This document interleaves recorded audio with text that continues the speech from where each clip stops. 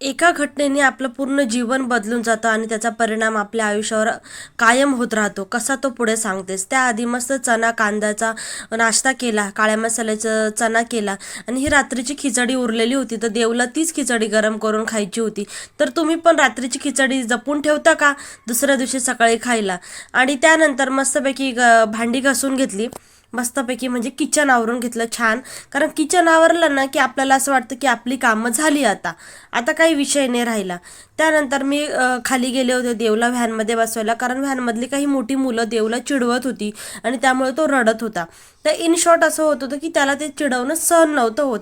आणि ते मुलांचे शब्द पण ना खूप असे मोठे मोठे माणसं वापरतात ना, माजला का, थोबाड फोडीन वगैरे ह्या टाईपचं.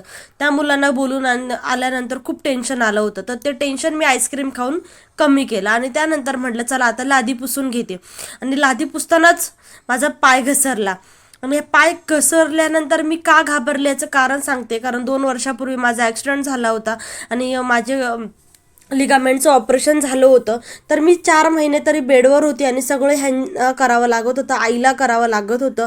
आणि म्हणून मी इतकी घाबरली होती. आणि हीच ती घटना ज्याच्यामुळे मी इतकी घाबरली आणि त्याचा परिणाम मला आयुष्यभर भोगावा लागणार आहे. कारण डॉक्टरांनी सांगितलं आहे की परत एकदा जर सटकलं तर पुन्हा रिपेअर होणं शक्य नाही. आणि त्यानंतर मस्तपैकी चहा केला, कारण दिवसभर मी आरामच केला होता, कारण मनातच खूप जास्त भीती भरली होती. आणि भीती बाहेर काढण्यासाठी म्हटलं काहीतरी वेगळं करावं, म्हणून मी आज कचोरी केली होती. जर कचोरीची रेसिपी तुम्हाला पाहिजे असेल तर मला कमेंट करून नक्की सांगा. आणि इथे जे काही प्रोडक्ट तुम्हाला दिसत आहेत, आर्टिफिशियल प्रोडक्ट, जे काही डेकोरेशनचे आयटम, त्याची लिंक मी डिस्क्रिप्शनमध्ये देईल. बाकी तुम्हाला आजचा ब्लॉग कसा वाटला मला कमेंट करून नक्की सांगा.